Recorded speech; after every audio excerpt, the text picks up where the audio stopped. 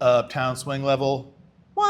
Charleston. Maddie, Peter. This is week 3. You guys rocked it. Things really came together. Yeah. It looked really, really good. We only did like one new thing. That was the around the worlds and the kickaways. So when we're in kickaways, hey, ha, hoop, ha, we go single, single, double kick. You can think of this mantra. You got double kick, single, single, double kick. You're back into it. Followers, we talked about how we're trying to go for that around the world, that circle, every single time we do kickaways. And every time our leaders either catch us and bring us back, or they let us go around the world. And if you go for that, then it's so much easier when the leader actually asks you to go. And the basic looks better too.